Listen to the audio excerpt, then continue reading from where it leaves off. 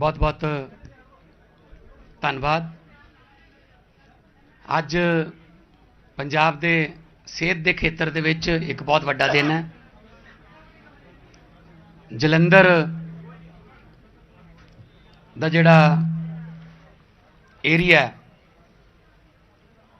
अज इत्थे आम आदमी जिहड़े क्लीनिक ने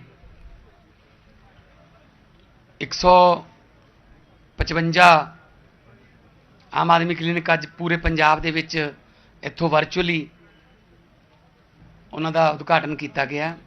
मैं सब तो पहला 165 829 हो गए टोटल। तो सब तो पहला मैं बहुत बहुत शुक्रगुजार हाँ इस सेहत क्रांति दा जिन्हां ने सुपना लिया दिल्ली दे विच मानयोग अरविंद केजरीवाल साहब साड़ी पार्टी दे सुप्रीमो। ते असी चाहुंदे हुंदे कि जदों इन्हां ने एजुकेशन दा हैल्थ दा ते बिजली दा तीन जिहड़े सुपने दिल्ली च साकार किए बहुत ज़्यादा दुश्वारियां दे बावजूद भी मुश्किलों के बावजूद भी तो असी इन्हां तो फिर वो आइडिया लैके इत्थे पंजाब च करदे हां। सो साडी हमेशा सारे जिन्ने भी पंजाब के लोग ने उन्हां दी इच्छा हुंदी है कि जिन्हां ने यह सुपना लिया उन्हां नूं ही बुलाया जाए कि वो देख सकन कि तुसी जो सोचा सी उस तो भी असी वधिया बनाउण दी कोशिश कर रहे हैं। क्योंकि दिल्ली दे विच बहुत सारियां मुश्किलां आउंदियां, सरकार नहीं चलन दिंदे, इंटरफेरेंस बहुत है, अधिकारियों की नहीं चलती, दवाइयां रोक लेंदे हैं, जिहड़ियां होर लोक भलाई दीयां स्कीमां ने रोक लेंदे हैं। पर पंजाब दे विच इदां दा रोकां तां साडा भी पैसा रोकिया होया, पर पंजाबी जिहड़े ने वो रोकां नाल रुकदे नहीं, दरिया जिहड़े ने वो अपने रस्ते आप बनाउंदे ने। 829 आम आदमी क्लीनिक हो गए जिन्हां च जिहड़े पहलां 664 सीगे उन्हां च कुछ दिन पहलां तक 1 करोड़ तो उपर की फुटफॉल, 1 करोड़ तो ज़्यादा बंदा आके दवाइयां लैके ਜਾਂ ਤਾਂ ठीक हो गया ਜਾਂ फिर ਉਹਨੂੰ ਵੱਡੇ ਹਸਪਤਾਲ ਜਾਣ ਦੀ ਲੋੜ नहीं पई। 80 ਤੋਂ ਵੱਧ किस्म ਦੀਆਂ ਦਵਾਈਆਂ ਇੱਥੇ ਪਈਆਂ ਨੇ, ਹੁਣੇ ਪੁੱਛ ਕੇ ਆਇਆ। डॉक्टर चैकअप करके ਤੁਹਾਨੂੰ ਦੱਸ ਦਿੰਦਾ कि की दवाइयां ਦੀ ਲੋੜ है, ਇੱਥੋਂ ही दवाइयां मिलणगीਆਂ। एक पेशेंट उत्थे बैठे सी, वो कहंदे पहलां सानूं दानिशमंदा बस्ती जाना पैंदा सी, हुण साडे घर दे नेड़े खुल गया। सो हर छोटी जी बीमारी वास्ते ਵੱਡੀਆਂ ਵੱਡੀਆਂ ਲਾਈਨਾਂ 'ਚ ਲੱਗਣਾ ਪੈਂਦਾ ਸੀ। ਉੱਥੇ ਦੇ ਜਿਹੜੇ ਵੱਡੇ ਡਾਕਟਰ ਨੇ ਸਿਵਲ ਹਸਪੀਟਲ ਦੇ ਜਾਂ ਡਿਸਪੈਂਸਰੀ ਉਹਨਾਂ ਨੂੰ ਵੀ ਥੋੜ੍ਹਾ ਜਿਹਾ ਟਾਈਮ ਮਿਲ ਜੂਗਾ ਮਰੀਜ਼, ਕਿਉਂਕਿ ਘੱਟ ਮਰੀਜ਼ ਆਉਣਗੇ ਤਾਂ ਇੱਕ ਮਰੀਜ਼ ਤੇ ਜ਼ਿਆਦਾ ਟਾਈਮ ਲਾ ਸਕਣਗੇ। ਖਰਾਬ ਮੌਸਮ ਦੇ ਬਾਵਜੂਦ ਵੀ ਅੱਜ ਅਰਵਿੰਦ ਕੇਜਰੀਵਾਲ ਜੀ ਦਾ ਪੰਜਾਬ 'ਚ ਸਵਾਗਤ ਕਰਦੇ ਹਾਂ ਕਿ ਉਹ ਆਪਣਾ ਇੱਕ ਛੋਟਾ ਜਿਹਾ ਬੀਜ ਜਿਹੜਾ ਉਹਨਾਂ ਨੇ ਬੀਜਿਆ ਸੀ ਦਿੱਲੀ ਦੇ ਵਿੱਚ, ਉਹ ਪੰਜਾਬ ਦੇ ਵਿੱਚ ਕਿਵੇਂ ਇੱਕ ਬੂਟਾ ਬਣ ਕੇ ਫਲ ਦੇ ਰਿਹਾ, ਛਾਂ ਦੇ ਰਿਹਾ। ਤੇ दिल्ली च हालांकि इन्हां कोल जगह की कमी है, पोर्टेबल बनाने पै रहे हैं, पर साडे कोल जगह की कोई कमी नहीं। तो असीं शानदार जिहड़े आम आदमी क्लीनिक बना रहे हैं, नाल दी नाल हस्पताल भी अपडेट हो रहे। और सर 26 जनवरी तो ये अनाउंसमेंट तुहाडी जिवें डायरैक्शन होई सी कि तुसीं दिल्ली दे विच कीता होया, कोई भी दवाई पंजाब दे विच SMOs CMOs नूं लिखता ऑर्डर देते कि तहसील हस्पताल होवे चाहे सिविल हस्पताल हो, कोई भी दवाई इहो जी नहीं होगी जिहड़ी डॉक्टर बाहरों लिखूगा कि बाहरों लैके आ। जे वो दवाई बाहरों लैके आनी पै रही है, हॉस्पिटल है नहीं स्टोर च, तो डॉक्टर लैके आऊगा, मरीज नहीं जाऊगा बाहर। उत्थे ही एक्सरे, उत्थे ही अल्ट्रासाउंड दी मशीनां लगियां। जे किसी हॉस्पिटल च एक्सरे नहीं हैगी मशीन जां अल्ट्रासाउंड की, तो असीं प्राइवेट क्लीनिक जिहड़े ने उन्हां नाल टाई अप कर लिया, वो करके देणगे एक्सरे, सरकार उहदा पैसा देऊगी लेकिन पेशेंट का कोई पैसा नहीं लगूगा। सो हैल्थ के मामले जो क्रांति रामलीला ग्राउंड चों शुरू हुई सी, वो अज जलंधर के ये छोटे छोटे कस्बियां च ते बस्तियां च पहुँच गई। आने वाले दिनों च होर भी बनते रहेंगे, क्योंकि ये तो सिलसिला निरंतर चालू रहूगा, जारी रहूगा।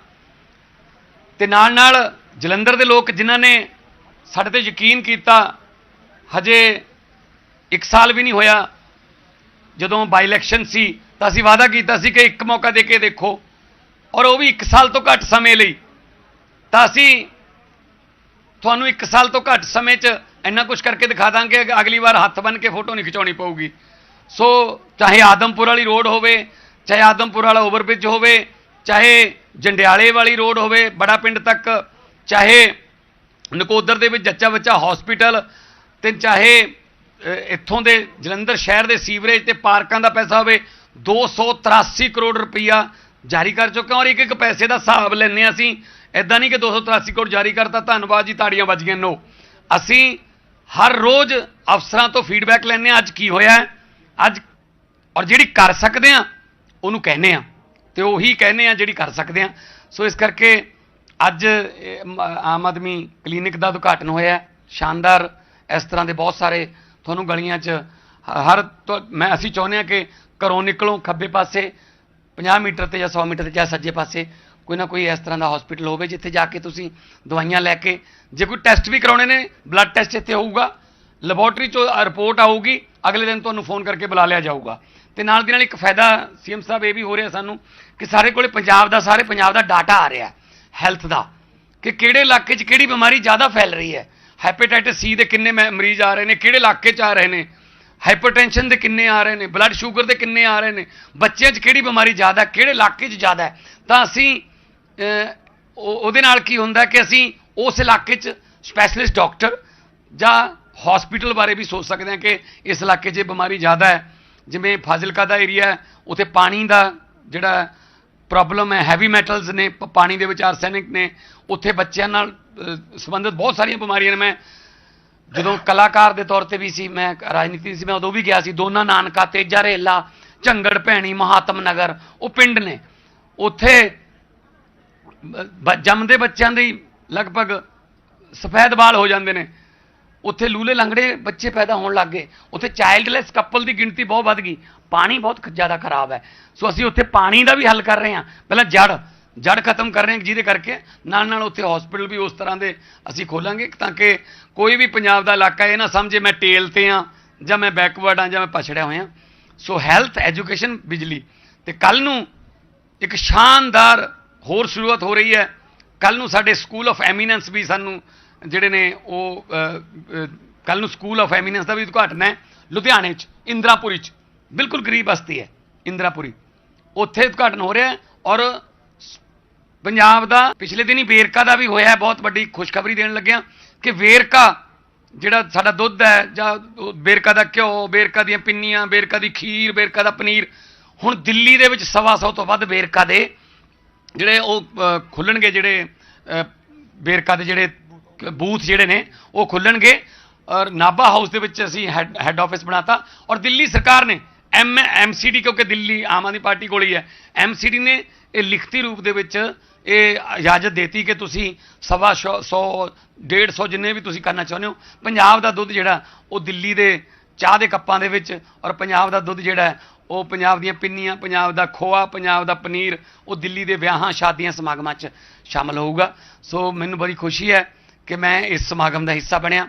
ਜਦੋਂ ਅਰਵਿੰਦ ਕੇਜਰੀਵਾਲ ਜੀ ਜਿਹੜੇ ਕਿ ਰਾਜਨੀਤੀ ਦੇ ਵਿੱਚ ਇਸ ਵਕਤ ਇੱਕ ਕ੍ਰਾਂਤੀ ਦੇ ਰੂਪ ਦੇ ਵਿੱਚ ਦੇਖੇ ਜਾਂਦੇ ਨੇ ਦੇਸ਼ ਦੇ ਵਿੱਚ, ਕਿ ਜੋ ਨਵਾਂ ਕਰਨਾ ਹੈ, ਬਹੁਤ ਸਾਰੀਆਂ ਪਾਰਟੀਆਂ ਨੇ ਇਹਨਾਂ ਕਰਕੇ ਏਜੰਡੇ ਬਦਲਤੇ, ਆਪਣੇ ਮੈਨੀਫੈਸਟੋ ਬਦਲਤੇ, ਉਹ ਹਸਪਤਾਲਾਂ ਦੀ, ਸਕੂਲਾਂ ਦੀ ਗੱਲ ਕਰਨ ਲੱਗ ਗਏ, ਪਹਿਲਾਂ ਨਹੀਂ ਕਰਦੇ ਸੀ। ਇੱਥੋਂ ਤੱਕ ਕਿ ਅਰਵਿੰਦ ਕੇਜਰੀਵਾਲ ਜੀ ਨੇ ਕਿਹਾ ਸੀ ਸਾਡੀਆਂ ਗਰੰਟੀਆਂ ਨੇ, ਪਹਿਲਾਂ ਉਹਨਾਂ ਦਾ ਸੰਕਲਪ ਪੱਤਰ ਹੁੰਦਾ ਸੀ, ਘੋਸ਼ਣਾ ਪੱਤਰ ਹੁੰਦਾ ਸੀ, ਹੁਣ ਉਹ ਵੀ ਕਹਿਣ ਲੱਗ ਗਏ ਮੋਦੀ ਕੀ ਗਰੰਟੀ। ਅਸੀਂ ਕਿਹਾ ਚਲੋ ਕੋਈ ਗੱਲ ਨਹੀਂ, ਸਾਡੇ ਤੋਂ ਸਿੱਖ ਲਓ, ਪਰ ਸਿੱਖ ਤਾਂ ਲਓ, ਕੋਈ ਚੱਜ ਦੀ ਗੱਲ, ਕੋਈ ਕੰਮ ਤਾਂ ਕਰ ਦਿਓ। ਜਦੋਂ ਵੱਜਣ ਲੱਗ ਗਈਆਂ ਖਤਰੇ ਦੀਆਂ ਘੰਟੀਆਂ, ਉਦੋਂ ਮੋਦੀ ਨੂੰ ਯਾਦ ਆ ਗਈਆਂ ਕੇਜਰੀਵਾਲ ਦੀਆਂ ਗਰੰਟੀਆਂ। ਸੋ ਇਸ ਕਰਕੇ ਭਾਵੇਂ ਸਾਡੇ ਤੋਂ ਹੀ ਸਿੱਖ ਲੈਣ, ਪਰ ਕੋਈ ਚੱਜ ਦਾ ਕੰਮ ਤਾਂ ਕਰ ਲੈਣ, ਦੇਸ਼ ਦਾ ਫਾਇਦਾ ਹੋਵੇ। ਸੋ ਮੈਂ ਹੁਣ ਬੇਨਤੀ ਕਰੂੰਗਾ ਅਰਵਿੰਦ ਕੇਜਰੀਵਾਲ ਜੀ ਨੂੰ ਕਿ ਉਹ ਵੀ ਆਪਣਾ ਦਿੱਲੀ ਦਾ ਐਕਸਪੀਰੀਅੰਸ, ਖਾਸ ਤੌਰ 'ਤੇ ਮੁਹੱਲਾ ਕਲੀਨਿਕਾਂ ਨਾਲ ਰਿਲੇਟਡ ਜਾਂ ਐਜੂਕੇਸ਼ਨ ਨਾਲ ਰਿਲੇਟਡ ਜਾਂ ਬਿਜਲੀ ਨਾਲ ਰਿਲੇਟਡ, ਇਨਵੈਸਟਮੈਂਟ ਨਾਲ ਰਿਲੇਟਡ, ਉਹ ਵੀ ਸ਼ੇਅਰ ਕਰਨ ਜਲੰਧਰ ਦੇ ਮੀਡੀਆ ਅੱਗੇ, ਤੇ ਨਾਲ ਦੀ ਨਾਲ ਜੋ ਅੱਗੇ ਆਉਣ ਵਾਲੇ ਦਿਨਾਂ ਦੇ ਵਿੱਚ ਰਾਜਨੀਤੀ ਦੇਸ਼ ਦੇ ਵਿੱਚ ਕੀ ਕਰਨ ਜਾ रही है, की करवट ले रही है, ਉਹਦੇ ਬਾਰੇ ਵਿਚਾਰਨਾ पाते। अभी मेरे भाई भगवंत मान जी ने आपके सामने सारी बातें रख दी। आज मुझे बेहद खुशी है कि 165 मोहल्ला क्लिनिक पंजाब के अंदर एक साथ शुरू होने जा रहे हैं। इस लेवल का डेवलपमेंट मुझे नहीं लगता पंजाब ने आज तक 75 साल में कभी देखा था। अभी पूरे 2 साल भी नहीं हुए हमारी सरकार को, 2 साल होने में भी 16 दिन बाकी हैं। 16 मार्च को शपथ 14 दिन बाकी है।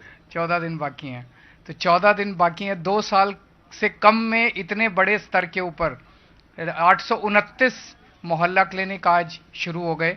लगभग कोने कोने के अंदर अब मोहल्ला क्लिनिक पहुंच रहे हैं। अब बस ये देख रहे हैं कि कौन से ऐसे इलाके रह गए जहां पे मोहल्ला क्लिनिक नहीं है। अब वहां पे उन इलाकों के अंदर मोहल्ला क्लिनिक बनाएंगे। और अभी जो अंदर कुछ 2-3 पेशेंट बैठे थे उनसे भी बात की, लेकिन उसके अलावा जो पेशेंट्स जो अभी तक मोहल्ला क्लिनिक चल रहे हैं उनसे लगातार फीडबैक हमारे पास जो आ रहा है कि लोग इतने खुश हैं, इतने खुश हैं। आप भी जब मोहल्ला क्लिनिक के अंदर जाओ तो लगता नहीं कोई सरकारी डिस्पेंसरी है। सरकारी डिस्पेंसरी पहले जिस किस्म की होती थी, प्राइमरी हेल्थ सेंटर होते थे, टूटे फूटे होते थे। चुनाव के दौरान आपको याद होगा एक बारी हम गए थे, वहां पे प्राइमरी हेल्थ सेंटर पे ताला लगा हुआ था, वहां कुत्ते घूम रहे थे अंदर।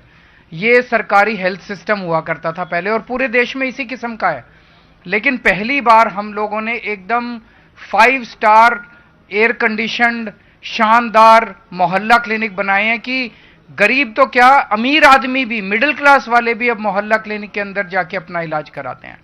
और मोहल्ला क्लिनिक में सारा इलाज मुफ्त है, इलाज मुफ्त है, डॉक्टर मुफ्त है, दवाइयां मुफ्त हैं, टेस्ट मुफ्त हैं, सब कुछ मुफ्त है।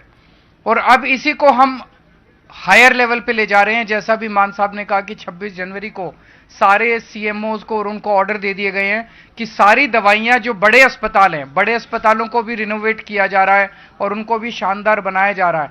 लेकिन जितने बड़े अस्पताल हैं वहां भी सारी दवाइयां, सारे टेस्ट, सारा इलाज मुफ्त हुआ करेगा। तो आम आदमी पार्टी आज से 12-13 साल पहले बनी थी और हमारे में से कोई नेता नहीं है। हम लोग नेता नहीं, हमें नेतागिरी करनी, राजनीति करनी नहीं आती। हम आप ही की तरह लोग हैं, आम लोगों में से आते हैं, मिडिल क्लास फैमिली से आते हैं। हमें पता है कि एक आम आदमी अपना परिवार कितनी मुश्किल से पालता है, एक आम आदमी अपने बच्चों को कैसे पालता है, अपने बच्चों को कैसे शिक्षा देता है। इसीलिए हमने स्कूल अच्छे बनाने चालू किए। हमें पता है कि घर में अगर किसी मिडिल क्लास के गरीब के घर में अगर कोई बीमार हो जाए तो कितनी तकलीफ होती है उसको। अस्पताल में इलाज कराने जाता है, सरकारी में इलाज होता नहीं था, प्राइवेट में जाता है, सारी जिंदगी की जमा पूंजी खत्म हो जाती है। इसीलिए हमने अस्पताल ठीक करने चालू किए, इसीलिए हम लोगों ने मोहल्ला क्लिनिक बनाने चालू किए। हमें पता है कि बिजली का बिल जब महीने के अंत में आता है कितनी मुश्किल होती है भरने के अंदर, इसीलिए हमने बिजली मुफ्त कर दी। जो एक आम आदमी की जिंदगी में तकलीफें आती है, उन तकलीफों का समाधान करने की हमने कोशिश की है। इसीलिए इतने बड़े स्तर के ऊपर जनता हमसे जुड़ती जा रही है।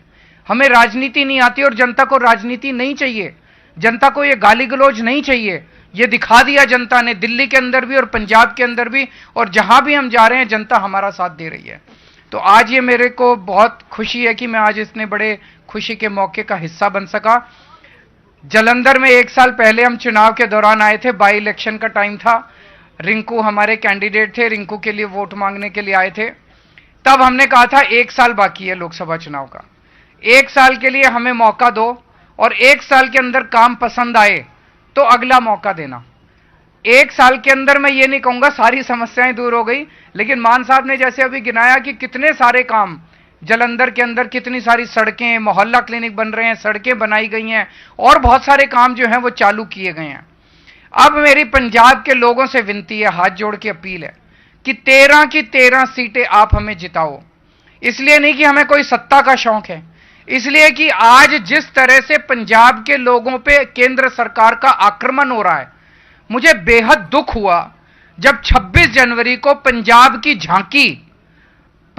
झांकी के ऊपर भगत सिंह की फोटो थी, भगत सिंह का वो था, करतार सिंह सराबा का, लाला लाजपत राय की वो गुणगान था, भाई भागो, और उसको उन्होंने रिजेक्ट कर दिया केंद्र सरकार ने। केंद्र सरकार होती कौन है भगत सिंह को, करतार सिंह सराबा को, लाला लाजपत राय को रिजेक्ट करने वाली? तो ये तो एक तरह से पंजाब के लोगों के सम्मान की बात है, ये तो एक तरह से पंजाब के लोगों का बेइज्जत करने की बात है। पिछली साल जब बजट स्पीच थी, बजट का सेशन था, गवर्नर ने बजट सेशन नहीं होने दिया, सुप्रीम कोर्ट जाना पड़ा बजट सेशन करने के लिए। अभी जैसा इन्होंने बताया 8,000 करोड़ रुपया पंजाब के हक का, पंजाब के लोगों का 8,000 करोड़ रुपया केंद्र सरकार नहीं दे रही। सोचो अगर 8,000 करोड़ रुपया आ जाए, कितनी और सड़कें बनेंगी, कितनी और अस्पताल बन सकते हैं, कितने और स्कूल बन सकते हैं। तो अगर आप 13 की 13 सीटें दोगे तो भगवंत मान के हाथ मजबूत होंगे। आज अकेला भगवंत मान लड़ रहा है केंद्र सरकार से, आज अकेला भगवंत मान लड़ रहा है गवर्नर से, आज अकेला भगवंत मान लड़ रहा है बीजेपी से। अगर आप 13 सीटें देते हो तो 13 इसके हाथ 13 हाथ बन जाएंगे। वो जाके लड़ेंगे दिल्ली के अंदर, वो आपका पैसा लेके आएंगे, वो ये होने नहीं देंगे कि आपका मान सम्मान, पंजाबियों के मान सम्मान के साथ केंद्र सरकार खिलवाड़ कर सके। आपका जैसे 2 साल आपने देख लिया, हमें 2 साल देखे 2 साल के अंदर इतना शानदार काम हुआ है जो आज तक 75 साल में पंजाब के लोगों ने नहीं देखा। मैं ये नहीं कह रहा सारी समस्याएं हल होगी, टाइम लगेगा। इन्होंने 75 साल में जो बेड़ा गर्क किया उसको ठीक करने में टाइम लगेगा, लेकिन आपका साथ चाहिए, आपका आशीर्वाद चाहिए। जैसे आपने 117 में से 92 देके आशीर्वाद दिया था, इतना ही तगड़ा आशीर्वाद हमें इस लोकसभा चुनाव के अंदर चाहिए। आप सब लोगों का बहुत बहुत शुक्रिया, बहुत बहुत आभार। Thank you. कोई सवाल? पंजाब की सीटें कब तक अनाउंस? हमारी बातचीत कल भी रात को ये चल रही है, अगले 2-4 दिन के अंदर अनाउंसमेंट हो जाए। नहीं, सारे पंजाब दी जिहड़ी, क्योंकि देखो कुरुक्षेत्र की अनाउंसमेंट होगी, दिल्ली की अनाउंसमेंट होगी, है ना, और गुजरात की अनाउंसमेंट होगी, पंजाब की रहिंदी है। तो पंजाब दे विच 13 दी 13 सीटां ते डिस्कशन चल रहा है। जो लिस्ट आऊगी तुहानूं पता लग जू। जी रमन है, एक रमन जी। हाँ,